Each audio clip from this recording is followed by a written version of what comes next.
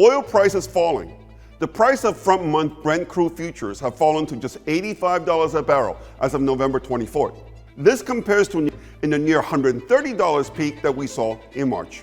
Ironically, oil prices lower now than when the first round of Western sanctions against Russian oil were introduced. It is apparent that these sanctions have been much less effective than it was hoped. This is why the US and its European allies are about to unleash even more draconian sanctions next month. Will these new measures be more successful? How will Russia respond? What about China, India, and Saudi Arabia? What will happen to oil price? Should you be buying or selling oil right now? Hi, I'm David Wu, a former Wall Street strategist with a 20-year track record of making actionable predictions about major global change. Welcome to The Money Game, where I take on groupthink, propaganda, and conspiracy theories in my critical analysis of markets, economics, and politics. Before we begin, please hit subscribe and the bell button so that you will be notified when a new video comes out. The failure of Western sanctions on Russian oil so far will be studied for many years to come as an example of how poorly designed sanctions can hurt the countries that impose the sanctions more than the countries that the sanctions are meant for. Over the past 6 months, the US and its allies have stopped or cut back sharply on their oil imports from Russia. The import of Russian oil by OECD countries has fallen from nearly 16% of their total oil imports to just 7% by September. However, Russia has managed to find buyers elsewhere. China, India, and Turkey have dramatically increased their oil imports from Russia, in part due to the $20 per barrel discount on Russian oil relative to international prices. For example, Chinese oil imports from Russia has increased 20% over the past 6 months compared to the same period in 2021. The fact that the Russian oil production is almost back to the level before the introduction of the sanctions is a clear testament to the failure of Western sanctions against Russian oil exports so far. But the US and its allies are not finished with Russia yet. They're about to unleash even more draconian sanctions. In 10 days from December 5th onward, the European Union will implement a complete ban on all seaborne crude deliveries from Russia. Moreover, it will ban European tankers from carrying Russian crude and prohibit the provision of insurance, brokerage, finance, vessel classifications, and other services. One important caveat, though, there will be exemptions for tankers carrying Russian oil that was purchased at a price below a certain price cap. The idea of the price cap scheme is the brainchild of Janet Yellen, the US Treasury Secretary. It is intended to weaken the Russian economy by reducing the price Russia will be receiving for its oil exports.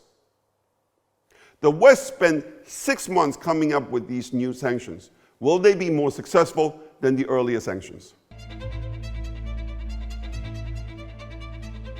The International Energy Agency is predicting that due to the new sanctions, Russian oil output will fall 1.4 million barrels per day next year. All else being equal, a drop in Russian oil output should lead to higher prices. The oil market doesn't seem too concerned, though. The fact that oil prices are falling ahead of the implementation of the new sanctions may be telling us that oil traders don't have that much faith in the effectiveness of the new sanctions. They have good reasons to be skeptical. 10 days before the implementation of the new sanctions, there is still no agreement within the European Union about the level of the price cap. The G7 has proposed a price cap around $65 to $70 a barrel, which is above the price that Russian crude oil is trading right now. However, countries like Poland and the Baltic countries would like to see the price cap set at $30 a barrel or even lower. In contrast, other EU members like Greece, Cyprus, and Malta that have big shipping industries would like to see the price cap set higher than $70 a barrel. We don't know what will be the outcome of the European negotiation yet. However, with Russian oil currently trading in the low 60s, if the compromise is anywhere close to the proposed $65 to $70 range, it would mean that the price cap scheme will not be binding. And Russia will be left making more money per barrel of oil than it did before the invasion and before 2020.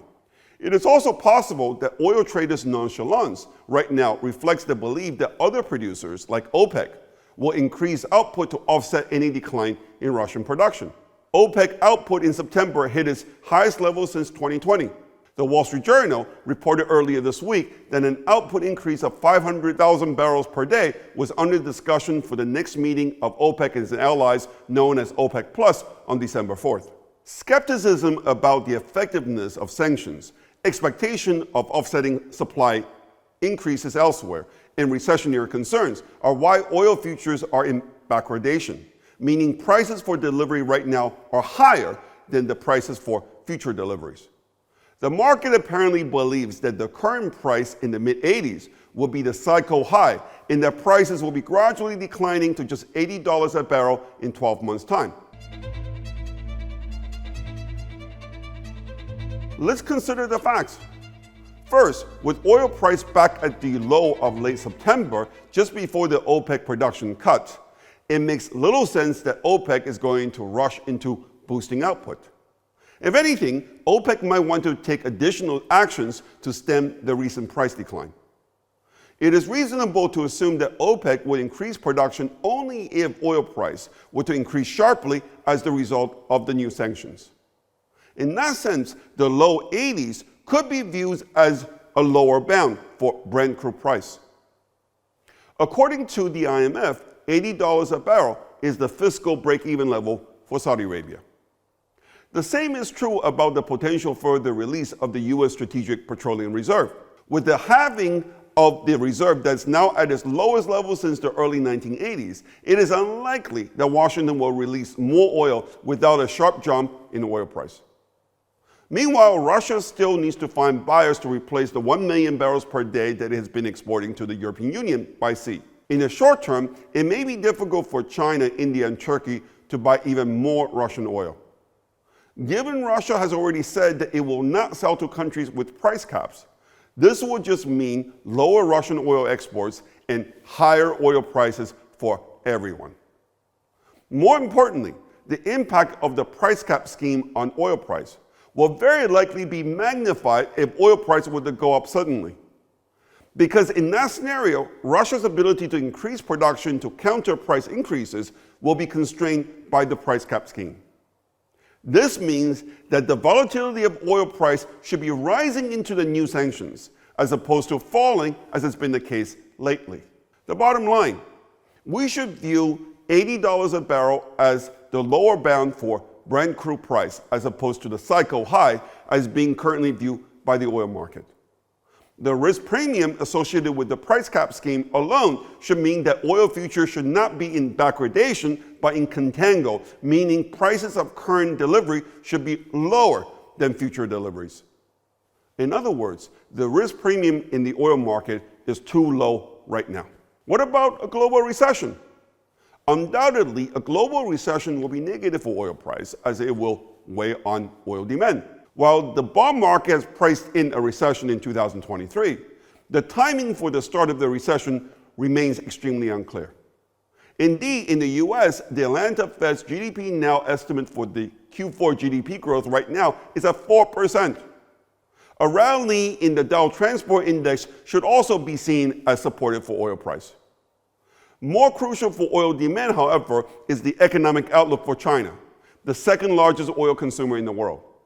Chinese oil demand has dropped 1 million barrels per day this year as the result of Beijing's continued zero-tolerance policy. What this means is that relaxation of this policy, when it happens, if it happens, could provide a big boost to oil demand and oil price. My central scenario is that relaxation will come between February and March next year, after China has ramped up its production capacity of mRNA vaccines. I look upon the recent approval received by the BioNTech vaccine for expats in China as an important step in the right direction. A relaxation of China's zero-tolerance policy in 2023 will be very bullish for oil. I think the recent decline in oil price presents an opportunity to go long, especially given the backwardation of the futures curve. Trading oil is not for the faint-hearted, but next week might provide good entry points for those who want to try. The biggest downside risk, of course, is that in the short term, China might tighten lockdown policy in response to faster spreading of the disease.